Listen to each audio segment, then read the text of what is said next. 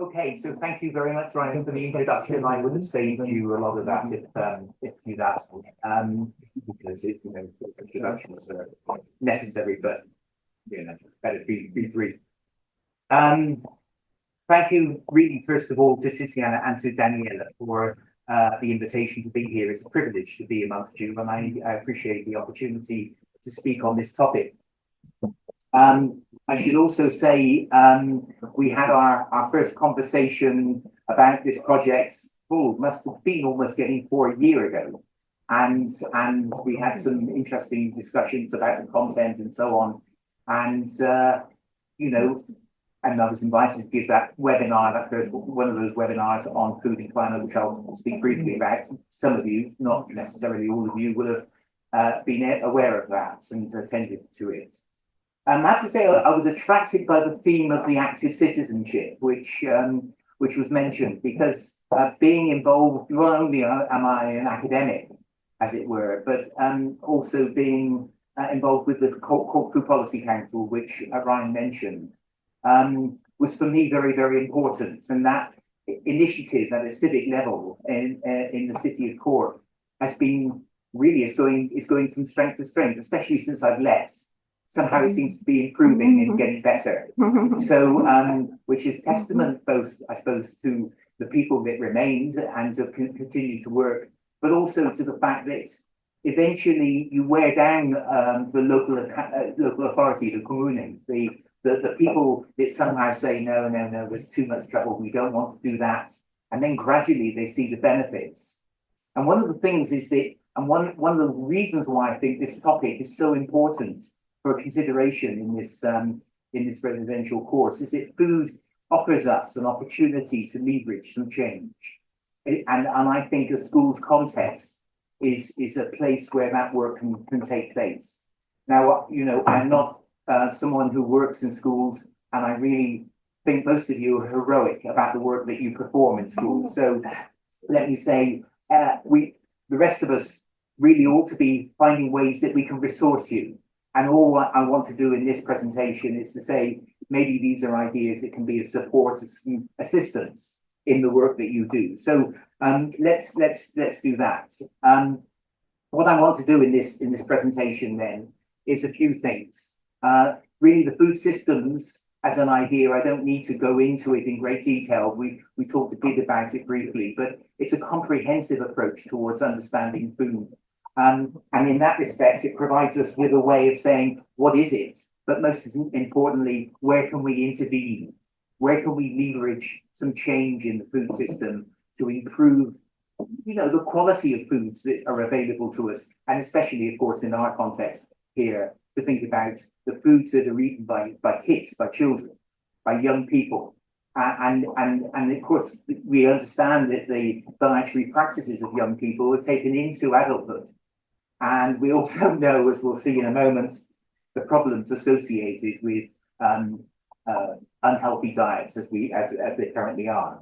So what I'm going to do in this presentation, the time that I have, is very, very briefly summarize the key points that I presented in that webinar back in December. I'm going to introduce this idea of planetary stewardship, and I'll explain why I do that. We'll talk a little bit about systems thinking. Some of you may already feel you have some competence and even expertise in systems thinking, because it's not a novel idea. It's not original. This is stuff which I think it could be a useful tool to bring back. And the reason I do that is because I'm often a bit preoccupied with the linearity of our thinking, the cause and effect relationships that are often being suggested as ways of getting out of our current predicament. And I think we have to make things more complicated, actually, rather than simplify things, because this kind of notion of what I call solutionism, this idea of thinking there are quick and easy solutions to our predicament, is a problem for us. And we need to challenge that. So I'll come back to food systems briefly, and then we'll think a bit about how do we bring that into a school setting? How do we think about food systems in a school setting? And then we'll conclude. So that's what I propose to do in the time. So let me very quickly summarize some of the ideas that I presented back in that webinar in December. partly because I look back at it actually because of course Danielle has put everything up online and you can go and click and think, if I had another opportunity, would I do it the same? And I wouldn't. Obviously, none of us would necessarily repeat our mistakes. But there were things in there which I kind of thought were useful, and other things were perhaps a bit more complicated. But I mean, the key message, I suppose, from all of this is to understand that food systems are complex, they're multiple, and they're interconnected. Some of the problems that arise. And, you know, one of the things that I suppose I was trying to insist upon in that presentation wasn't just the climate concern. There were these interconnected problems that we face around the food system. You know, land use change, obviously, necessarily, because every single square meter of extended use of land under agriculture to produce food is at the expense of some other habitat, some other kind of land use, whether it's forests or whatever it might be. So, and we live on a finite planet, at least until Elon colonizes Mars. And the sooner he does and goes there, the better. But until that time, we're left with whatever land land that we have available on Earth, which is of course only a fraction of the total surface area of the Earth, something like 23%. So we have to make use of that. So, but you know, climate is an issue, and we understand that. And I was talking about language in that webinar, saying I'm a bit reluctant to talk about climate change these days because change sounds so incremental and manageable, whereas climate breakdown or the climate emergency are words that kind of convey a certain significance and importance about needing to intervene. But you know, the food system is responsible for about a third of anthropogenic warming, and livestock are major contributors to that, anything between 14 to 18% of total anthropogenic greenhouse gases arise from the livestock sector. So, you know, we'll think about meat separately, but you know, there are issues there that we might bring into consideration. I mentioned the planetary boundaries model. And it's a way of trying to interrelate some of these factors together, which I hope that might have come through in that presentation. The issue is that the climate emergency, as it were, threatens global food security on a number of scales. I mean, we understand atmospheric heating, for example, the warming of the atmosphere is creating major problems. I mean, coming on the train, I hadn't realized so much wine is being produced in this region. Well, you know, big wine growers are really facing some serious issues. You know, in places like Chianti and in Burgundy, classic wines are really under pressure because of warming, because of the issues that arise from that. Well, you know, hey, isn't it great to be worried about wine? I mean, it is serious for wine growers. But in sub-Saharan Africa, in parts of India, it's so hot, you know, staple crops can't be grown. So therefore, there is a major threat to food security in those regions, which is why, of course, one of the reasons that people are leaving their villages and trying to find a way of crossing the Mediterranean. I mean, we have to understand these things are interconnected, even if our political leaders often fail to acknowledge that. So there's a whole set of circumstances we understand arise from that process of climate breakdown. So what I'm arguing here is that the climate will influence what is on our plate. And even if we are able to buffer that because of our superior incomes, other people will not. And therefore there will be not only a reduction in the availability of food in the future, perhaps if things go as badly as they might, but the protein content and the nutrient content of food is also likely to change. It's being suggested, for example, under current conditions of warming, that the protein content of most of the staple crops will have fallen by 20% by 2050. So in other words, as it gets hotter, crops are less able to produce those amino acids that give rise to the proteins that we need for our own bodily maintenance. So there are a whole set of issues in there, not only the yield of crops, but also their content. So there are issues about what is on the plate. But actually, the key thing about food, and this is why it's, for me, exciting work to be involved in, we can say that as we change the composition of the plate, so we can have an effect on the climate itself. We have agency in this process. We have the ability to make some difference in the way that we can either power on this process of climate breakdown, or in some way mitigate those processes. So, you know, there are many benefits to be gained from thinking much more seriously about what we're eating, and not least, of course, not just because of the planetary scale issues, but also because of human health issues. And we know that dietary health is becoming a major issue in terms of, you know, body mass, overweight and obesity, all of those kind of concerns, and the consequences that that has for healthcare systems across Europe. I mean, Europe is now spending something like 25% of its to 30% of its health budget just dealing with the consequences of overweight and obesity. And that's something we could talk about perhaps in another context. So given that, and given the fact that I was very much thinking about this talk, you know, for weeks ahead, it might not seem like that. You put it together on a napkin last night, you'll probably say. I didn't. I've been thinking about it. And one of the ideas that came through to me was this idea of planetary stewardship. I mean, again, it's not a novel idea. It's not my idea. But I was thinking through the experience of the last 30 or 40 years of being involved in various kinds of, you know, thinking about sustainability, thinking about how the discourse, the narrative has changed from one of environmental management.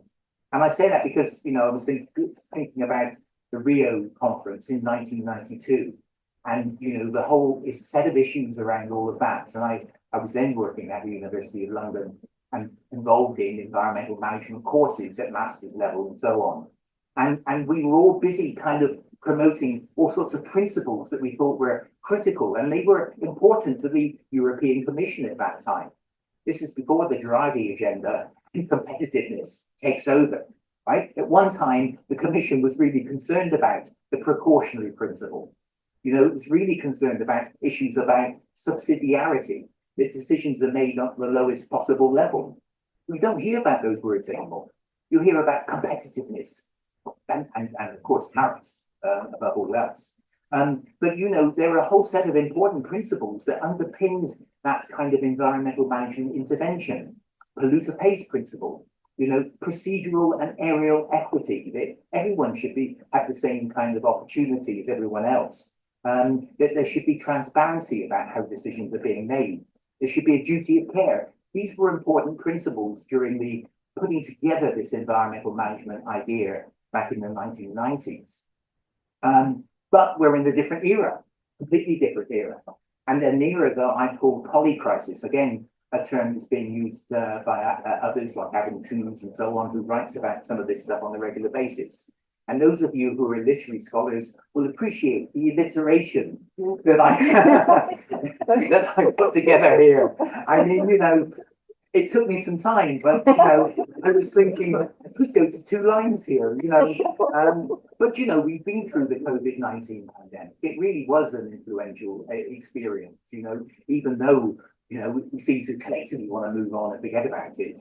You know, the invasion of Ukraine, we know had huge impacts upon the food system, you know, getting grain out through the Black Sea and so on. It's worth reminding ourselves that much of that grain that finally was negotiated with Putin for export didn't go to feed hungry people in the Horn of Africa. It went to feed livestock in Europe. It went to feed cattle in Ireland and in Germany, and pigs in Germany. That's where a lot of that grain ended up, you know. So again, let's be clear about, you know, food security, who gets to have a call upon these kinds of things. Of course, let's move on. We don't need to talk about that third one, POTUS. It's awful, you know, and the implications arising from all of that. You know, we're still trying to make sense of it. But, you know, we're through this period where lots of stuff is going on, and it's unclear about the consequences of any individual one, let alone their interaction. I mean, that's the point. Here we're talking about a systems approach which recognizes some of these things are interacting in very complex and dynamic ways. While I was thinking about all of this, I remembered also the work of Earl Beck, distinguished German sociologist, who wrote this book, Risk Society, in 1992. And then he was talking about we had moved as wealthy societies from a concern with, distribution and social equity and so on, into this preoccupation with managing risk. How are we going to manage risk? And he was talking about how it gave rise to a certain anxiety in our societies. Well, God knows, our anxiety should only be growing. We haven't solved the anxiety problem.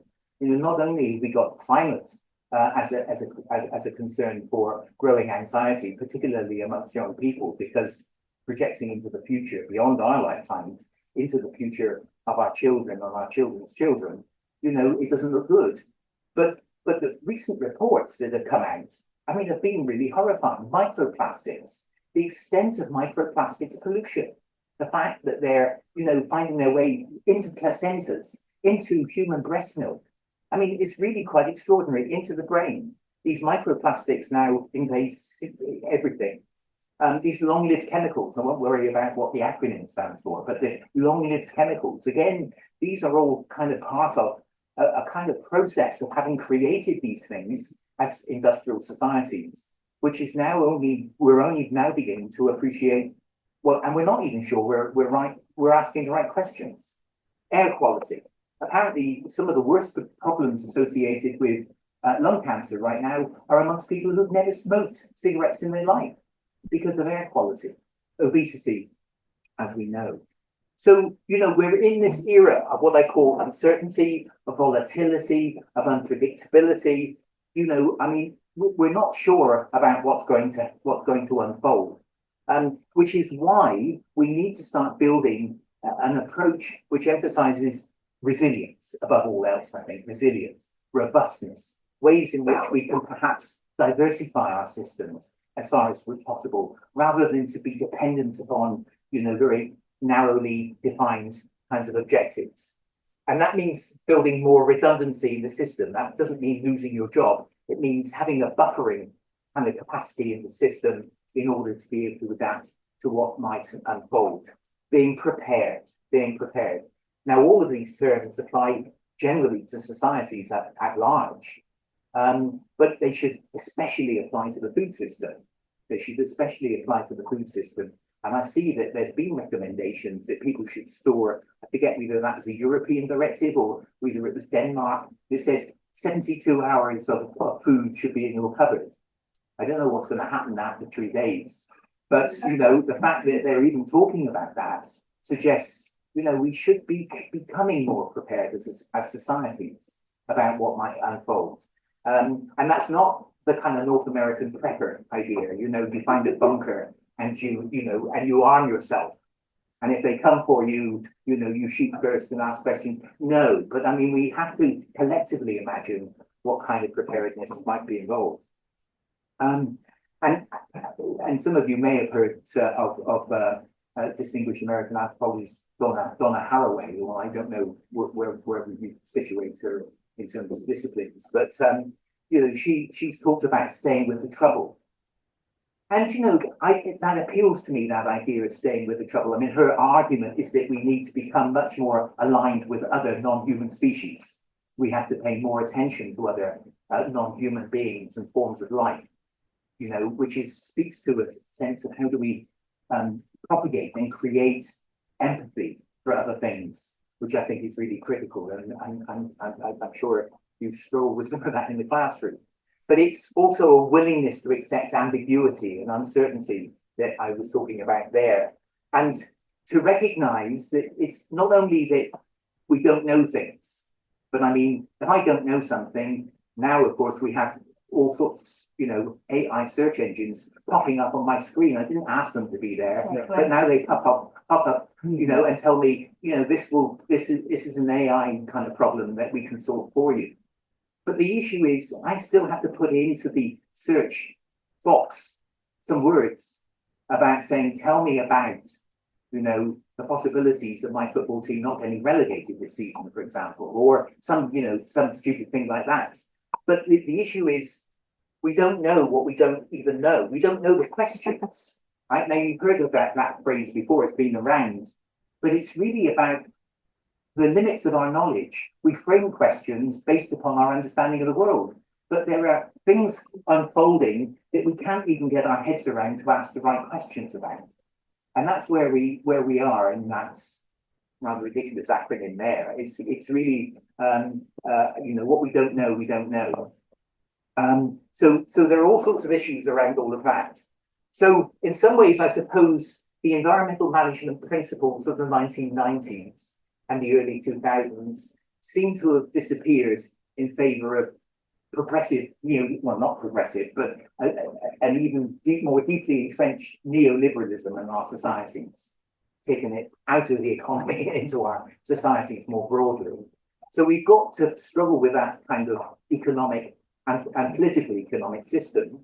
But we need to find ways in which we can kind of harness, I suppose, a set of important principles. And I just wonder whether planetary stewardship gives us a bit more flexibility, a bit more room, because it enables us to kind of approach some of these problems with a degree of humility. Whereas environmental managerialism is about solving solutions and saying, climate, yes, well, we can put in carbon capture and sequestration technologies that will solve all our CO2, accumulation in the atmosphere. So there are these singular solutions that I think breeds a certain arrogance. Mm-hmm. And that's why I favor moving towards greater complexity and being willing to embrace, a failure to fully comprehend, simply to ask the kinds of questions that might lead us in other dimensions. So that's where I'm going with this. Are we okay so far? Yeah, I was going to say, do you want to ask questions? But you probably want to do that at the end. So if you do. So I want to introduce some ideas around systems thinking. And I suppose that idea of systems thinking is really about understanding that systems, are comprised of a set of components, a set of, nodes, if you like, or boxes, and they're interconnected in some way. So I kind of use this diagram because, or this image, because it reminds us, I suppose, that actually, if you imagine the big thick rope, we can take apart this rope and look at the individual strands, which we can kind of, symbolically label with certain things. But we understand that these strands are all part of a bigger picture. And the thing about this is interesting, is that, of course, we understand that if we were to sum all of the capacity of these individual strands in terms of their weight holding capabilities, right, they would not, reach the capacity of the collective. So in other words, a rope like this holds 2 to 3 times more weight than the sum of the individual strands. The system itself behaves differently than simply summing these individual components. So, we're talking about function, but we can't extrapolate function from just putting together all the individual components in a system.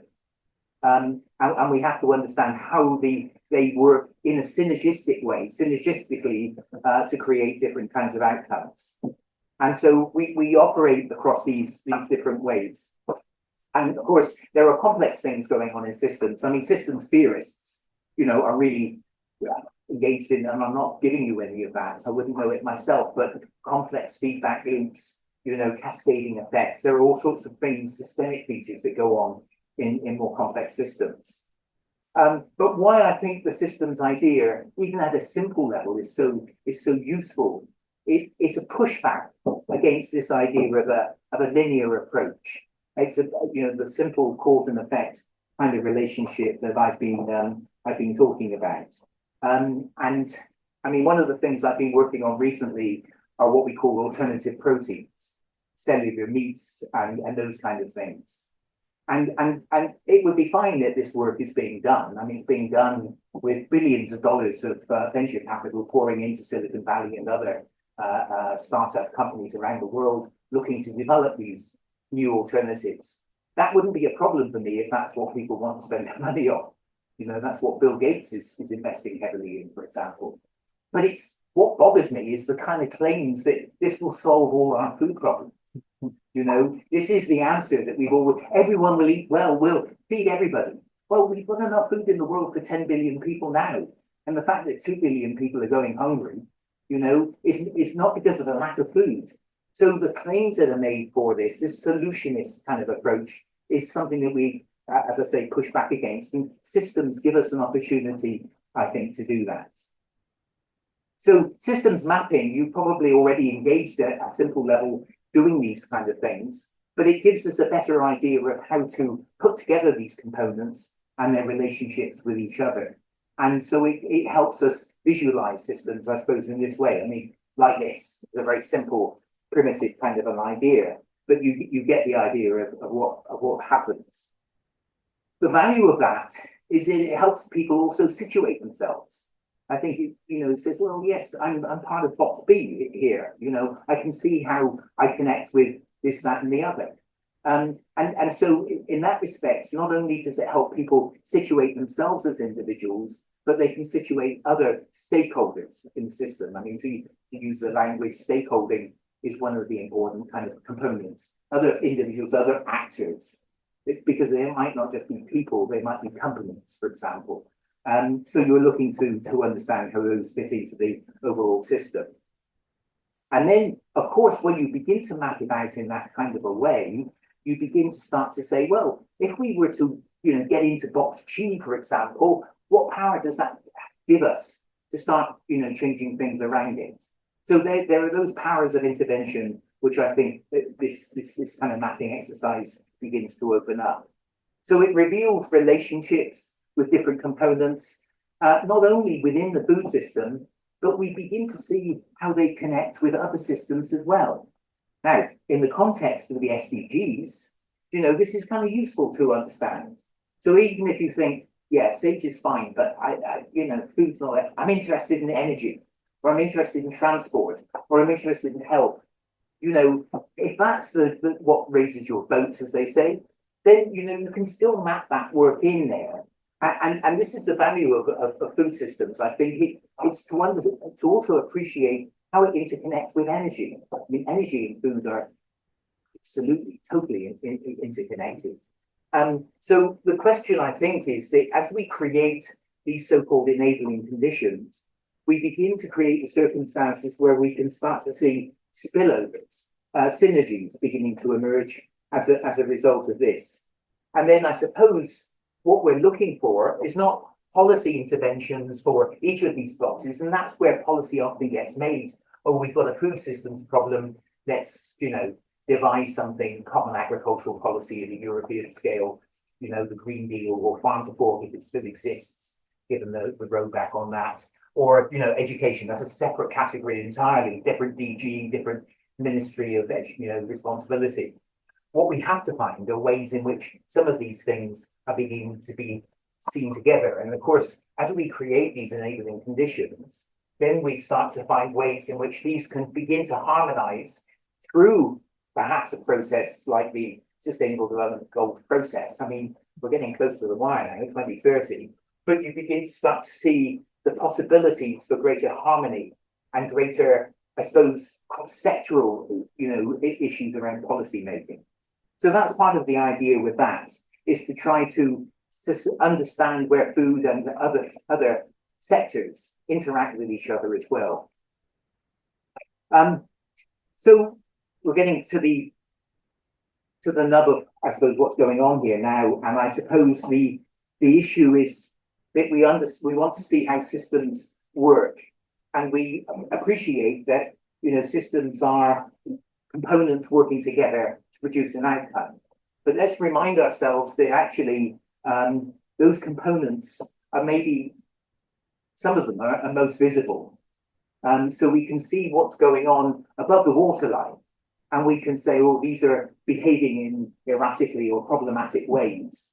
These are our symptoms of a system that's not functioning perfectly. We need to change that. But we have to pay attention to the fact that symptoms are an outcome of patterns of activity. So, we have to understand something about why those symptoms occur. And they might be recurrent. because of certain kinds of activities. And of course, patterns don't just exist independently. They're underpinned by systemic structures. So it's the structures of power and so on that actually gives rise to these patterns. It then gives rise to these visible symptoms. But of course, you could go even further, and you could say, well, those systemic structures are very much an outcome of the mental models that we have, the way that we view the world, the narratives that we use to explain what's going on. You know, if we could only get at that, maybe and start to change some of that stuff. And that's where you're involved with younger minds, thinking about mental models and how do you shift them around to pay more attention to these kind of issues. So, you know, this iceberg model is about trying to say the symptoms that we see are important, but let's not just focus upon those and say there is a quick fix about that. Below the waterline, there's another world of complexity that we should also take into consideration. So issues of interconnectedness, I think we've emphasized. Systems are dynamic and evolving; they're never fixed. So in other words, the system that you're operating on today is going to be quite different next year, and that process means that our response to the system has to be adaptable as well. Of course, we should be drawing boundaries around systems. Those can be spatial boundaries. We could draw a boundary around the school or the school district and say, you know, this is what we're working within. What are the components and what are the activities and so on within that area? Or we can be thinking more thematically, I suppose, about the kind of boundaries that we want to establish. You know, if you wanted to pick up a particular foodstuff, for example, you know, and identify the components that make up that product, the cheese, you know, the milking. The feeding into the milking system, how the milk is collected, and you know, all the way through the system in that way. So definitional boundaries are important. Remember that we do want to understand what the individual components are, and we want to have a better understanding of those, but also we're trying to synthesize. We're trying to bring that process together. So it's moving from analysis of individual parts to a synthesis of the whole. The other thing I think which is important in systems thinking, is this word emergence. So the idea of emergence is the idea that the systems are changing and evolving as they go forward. I think it was the architect Buckminster Fuller who said that if you were to look at a caterpillar, you couldn't imagine that would become a butterfly, right? So here you are, a creature like a caterpillar becoming something else, a different kind of creature. So emergence is about those kinds of levels of very significant change indeed. Feedback loops, these kind of things are happening, loops and both reinforcing, for example, negative feedback is continuing to, you know, underpin something and make it problematic. Balancing is about restoring equilibrium. We have to understand how each of those systems work.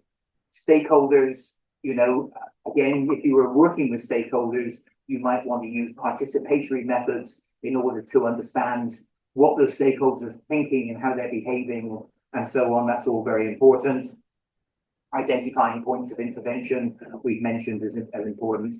Redundancy, building spare capacity in the system. I mean, our food system today follows very much the Toyota supply chain. Toyota, the Japanese car manufacturer, was the real innovators during the 1980s. Of just-in-time systems, moving from a just-in-case to a just-in-time. So everything was kind of in movement towards the final assembly point of those cars, wherever they were being assembled. The food system has followed suit. Supermarkets. Supermarkets used to have large regional distribution centres. They'd accumulate boxes of cornflakes, and then, you know, those cornflakes would then be sent out to the individual supermarkets. Now what supermarkets try and do is have just-in-time delivery of those products into the individual supermarkets, avoiding the stockpiling of material in that way. Well, what we have to do is find a way of recovering just-in-case redundancy, right? So that we're saying we do need stockpiles, we do need a way of buffering the potential that might have come from a Putin invasion or a bit bizarre behavior from the White House. We have to be prepared for those kinds of eventualities now. So that's something that we might consider. So we're coming to a close, don't worry. So I want to talk briefly about food systems. And I think Brian mentioned the book, the Research Agenda for Food Systems, which is available in your local bookseller. But it brings together a number of the problems, really. There's not enough in there on solutions, possibly, but there's enough kind of concerns. But, you know, why I think we should pay attention to food systems is simply because the food system, as it's currently configured, is failing to feed people nutritionally, sustainably, and equitably. And I can't get away from the fact that it's all very well us thinking, well, I have enough food on my plate. But if there are others that aren't eating enough food to survive, that is, you know, I think, deeply problematic. So we have to find a way of ensuring that this social justice dimension is part of our concern for a sustainable food system. Resource use, I've already gone through that and explained why I think that's vital. And waste streams, of course. I have to say the amount of plastic that's surrounding each of your individual cups is a concern here. You know, I mean, you know, we have to be.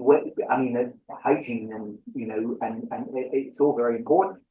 But you know, we have to start thinking much more about how we're going to, you know, manage some of those issues. So waste streams, packaging is really critical, as well as, of course, atmospheric emissions, which is a problem.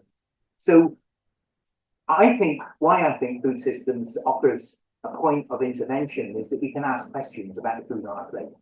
We can start saying, well, how did this get here? What is it? You know, why is this food here rather than other kinds of foods?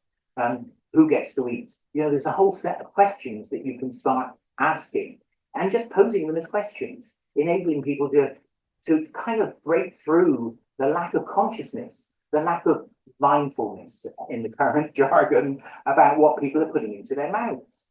So if we can create a more mindful reflection about this kind of practice of eating, we're beginning, I think, to move forward in a very constructive and creative way.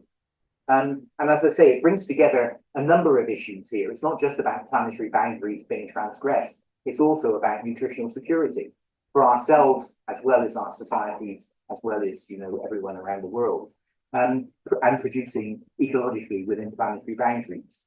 And I suppose why I think the food system is such a useful tool, a useful lens, is because it gives us an opportunity for exercising individual agency. So I want to, I'm not going to show many sort of system maps, because I mean, there's no reason to do that. You can do that in your own time using Google and so on. But actually, when we think about a food system, it's made up of a system of systems. And one of those is the biological system, understandably, because without that, you know, we don't have any primary production, which is, you know, agricultural goods. So there's a whole set of biological inputs, not least, of course, solar energy, which is absolutely critical to the whole process. So which provides us with our primary products, our agricultural goods, which then enter into an economic system, involve various kind of processing and manufacturing and so on, right down to retail. These are economic actors principally involved in this process, and that's fine, and everyone's kind of making a profit out of what they're doing. You know, that's the principle of the system. And then, but that is not in itself enough, because we have we have societies, and those societies are changing very rapidly. They're changing as a result of, you know, people speaking to each other, or looking at what influencers are telling them to do online, which is another issue. We won't go there. But the social system itself is complex, and you know, families and neighbours and, you know, and peers and so on all have an influence about what we're doing. So there's consumption going on in that place. And then we have a political system as well. And the political system seems to be smaller than the others because the state seems to be retreating often from food. It used to be much more interventionist. It used to be much more regulatory. Now it seems to say, oh, you guys in the economic system, you've got it under control. We don't need to worry about retailing because, you know, you're engaged in a self-regulatory system of biosecurity and so on and so forth. So you know, it's a complex system, but we can see it as a system of systems in that respect. This is another kind of food systems map, if you like, but in a very much more linear way. This comes from chapter 1 of that book of mine, and I agonized about this. I had an earlier book, I had a kind of very linear kind of model, boxes going from one to another, which was made up of these food supply dynamics, really. I should say, let's not worry about the drivers on the top, but clearly these drivers or influences, technological change, governance and so on, all have an influence. But I would argue, I mean, the thing that I get preoccupied now is about this food environment. The food environment seems to me the place around which people, well, there's a lot of pressure upon shaping people's decisions about what they're eating. And that food environment seems to me to be something that we could think a bit about intervening. You know, there's a lot of commercial determinants that dominate in this sector. You know, they both physically advertising as well as cognitively operating, if you like, at a more, you know, deeper level with people's minds. And I noticed that there are some examples from a few cities in Europe, but certainly 3 I know in the UK, where there's been controls on advertising, for example, of fast food and junk food, to try to restrict, you know, the language around junk food, or the visibility of that food. And one of the things that we did in Cork, for example, when I was involved in the Cork Food Policy Council, was try to make a representation to the City Council to argue for no-fry zones. So in other words, you create some sort of sterile zone around the school, 400 meters radius, just so that if kids are coming out with having spent their day being told about, you know, why sustainable food and healthy eating is important, they're not suddenly confronted by a McDonald's sign as they come out the school gates. How can you try to sustain, as it were, the lessons that have been learned inside without them being conflicted immediately by that signage and so on? Because, you know, we're in an era where these convenient foods, and we're calling them ultra processed foods, and there's a whole set of work around all of that, but we won't worry about that. But the ubiquity of those foods, their availability everywhere, constantly, is problematic. So, you know, we have to find ways of altering our food environment. And the point is, we think of the food environment within a school setting. We can begin to start to say we can do something like this if we can pull enough activity together. Ultimately, it's what people eat and the decisions being made in households. But, you know, we have a lot of power in here that I think gives us an opportunity for change. So, I mean, the other thing about food systems, they're operating at different scales. So, I mean, all I'm talking about here is this kind of universal scale, global scale, and then bringing it down to the micro level. And I suppose at the meta level, and if you're thinking what kind of topics does he have in mind that we can teach? Well, you know, there's a lot of global scale stuff going on in terms of land use change. I mean, core geography, you might say, core environmental studies. But, you know, thinking about freshwater stocks, thinking about climate impacts, all of this is central to you know, talking about the food system in that kind of more science, well, human science interface. There's economics and politics of global food trade, or geopolitics as well, in that respect, in thinking about food trade and what places are becoming important for what products. Why is that the case? Is this simply a colonial hangover, or have some areas have become agricultural enclaves where they're dominating production of certain kinds of commodities? Why? What the implications of that kind of production system? Social and cultural dimensions, of course, are very important. Dietary practices takes you into the realm of cultural anthropology. Really should be, you know, again, meat and drink to teachers in this area and in the humanities and social studies field to look at what people are eating. And then, you know, even the philosophical, ethical views are really important here. You know, valuing non-human species, thinking about empathy, thinking about all sorts of issues that arise from what we're eating. The meso scale, thinking about what's going on in Europe and what's not happening in Europe, more to the point. You know, a kind of pullback on the Green Deal and all that kind of thing, but also national governments. I mean, one of the interesting things here in Italy is the fact that the Italian government has put a ban, a prohibition on the development of these novel proteins, for example. But other countries are busy kind of scaling up and seeing how far they can, how quickly they can develop companies, supporting startups and so on. But the Italian government has taken a view, that it's an interesting view, building upon the heritage of Italian food. We don't want to compromise that. We've got our DOC and kind of designations, and we're not happy that those might be in any way conflicted. So that's another view. And as I say, micro scale, we can really bring it back to home, back to the house, back to school, back to local conditions. So just to come to a conclusion, well, gradually to a conclusion, using the lens of food in the school curriculum. As I say, forgive me if I sound naive about some of this, because I'm not a school teacher, and I recognise that you're constantly challenged by other things. But nevertheless, you can see, I think, from what I've said so far, the opportunities across a range of disciplines, different subjects that are taught in the classroom. But the key question here is not that food should be taught by the chemistry teacher, or in a maths class, or whatever they can do in a maths class around food, or in social studies. The issue is to bring this stuff together in some way, teaching across the curriculum. That's really the challenge, and that's the challenge for teachers working collaboratively with school management about reshaping the curriculum. I mean, that's the real big question. Everything that we've said so far is in the hating place, as they say, compared to the challenge of reshaping that thing, overcoming those what we call disciplinary silos. So drawing together the different domains, the different flows, and so on. I think potentially coming to food in this way presents opportunities to enable students to become more active learners. I mean, I think that there's an opportunity here to enable students to acquire transferable skills, including sort of soft skills that you might call. I mean, some people would regard them as not just digital skills, but design and presentations, speaking in groups and so on about things, and applying scientific knowledge to problem-solving situations.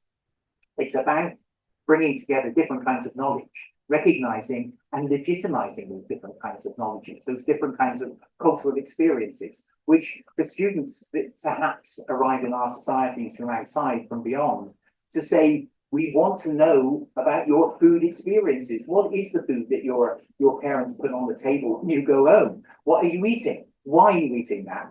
Tell us stories about all of this. This is all about creating stories. Tremendous opportunities for cross-cultural learning in that process. But also encouraging critical thinking, saying BAU, business as usual, not changing anything, keeping things the way they are is not an option anymore. We have to change the system, otherwise we're going to hell. So we have to find ways of changing it. Starting that process of asking critical questions, I think, is really key to that.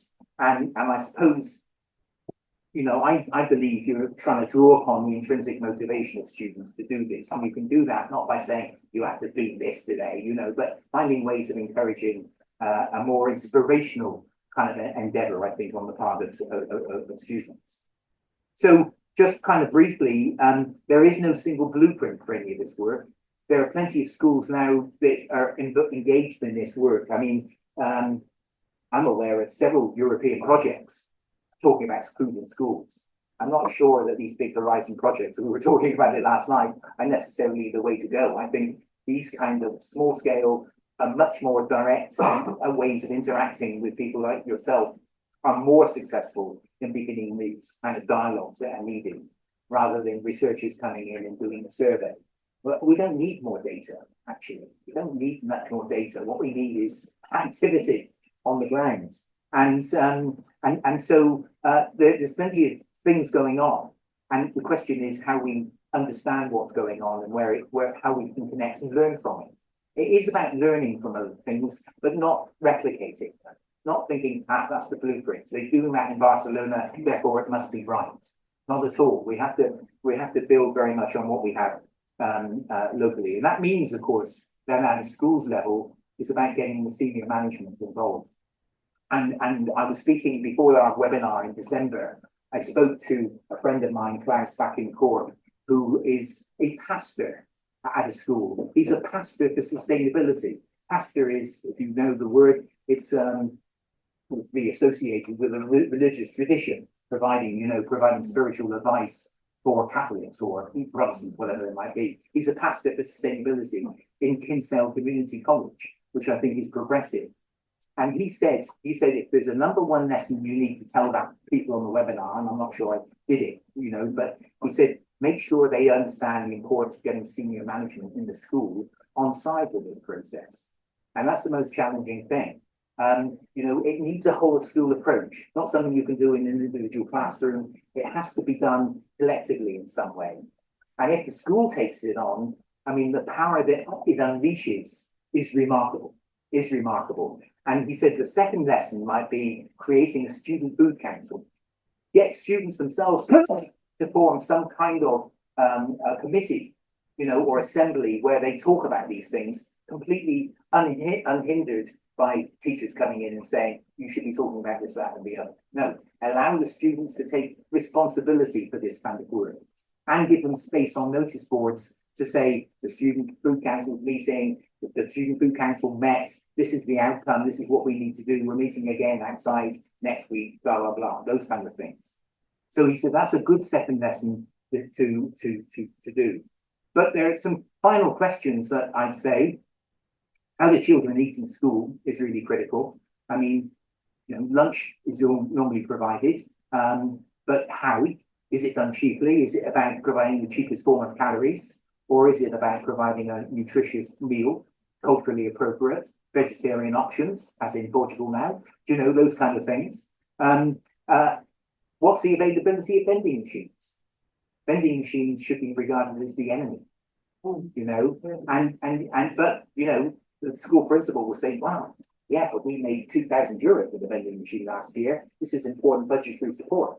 You've got to get rid of vending machines other than the ones that are providing water. And actually water should be provided by drinking fountains rather than through plastic bottles. But once you start asking these kind of questions, you begin to think, wow, this is challenging the man. We're really putting it up here to beginning to change those kind of things. So that's important. Vending machines are, should be seen as almost an entry point to think a bit about what's going on. Bringing food into the curriculum we talked about, really, I suppose, and thinking about skills outside the classroom. I mean, cooking, that's a life skill. Are kids learning cooking from home? Not many, I imagine. Not anymore, because their parents don't know how to cook. Because they've been brought up in an era when mostly, I mean, look, remember Italy's different from where, Ireland, I'm speaking about Ireland really principally, and I wouldn't presume to speak about Portugal, but in Ireland, certainly adults don't know how to cook on the whole, and therefore their kids don't. And therefore, this is setting a pattern of behavior into their adulthood, which is giving rise to, problematic outcomes, where they turn up with the doctor's surgery in 10 or 15 years' time saying, I want a dose of Wegovy or Ozempic to deal with my overweight or my type 2 diabetes. This is not, and we don't change the food system, even though the pharma companies are coming in saying, we've got the solution, these kind of anti-obesity medicines will solve. Yeah, health systems can't support the cost of these things. So we have to change the food system. Cooking and gardening after school, if that were possible. Again, we've got to be careful that this is not a one teacher, motivated teacher on a pathway to burnout, trying to support all of these initiatives. I mean, this has to be done in a more collective way. That's really critical. So, a word that you thought would never come. It's here. Conclusions. So I would regard schools as being a vital crucible for engaging climate action. And food, I think, is a portal into another word. You imagine it's a Harry Potter portal into something different and possible, including, as I say, in changing individual dietary practices and health for adulthood. I would say food system mapping, at whatever level it's done, can be a useful visualization tool for students. But I would say keep it analog. as they say, keep it real, man, you know, keep it analog, use paper, pens and you know, colored pens and post-it labels. Don't go too soon into the digital realm. I mean, there are digital apps, Fumu and so on, produces wonderfully sophisticated looking things. You don't want wonderfully sophisticated things from the outset. You want something which is being worked on, which is continuously evolving, being shaped, big sheets of paper, you know, provide the basis around the table for 4 kids to say, ah, it needs to be here and that needs to be there, and we have to add this in there and so on. Put a color on that. You know, collaborative engagement in that way is really kind of powerful, it seems to me. So working collectively in the classroom to identify points of leverage, I think, is important, because people will then take that and say, I can do something about this in my own life. So I think about it as saying, you're planting seeds in the mind, but then, you know, those seeds are then entering into the soil. And once you begin to plant seeds in the soil, then you're into, I think, some really very interesting territory indeed. And I used this aphorism before from Arthur Ashe, the American tennis player, but I think it's as good an aphorism as I've ever come across. Start where you are, use what you have, do what you can. You know, this isn't about finding a solution to cancer or, you know, some kind of nuclear device. We do what we can at the level at which we're working, and use whatever resources are available to us in order to do that. And I think that's all we can expect to do, and we move forward in that way. Thank you very much.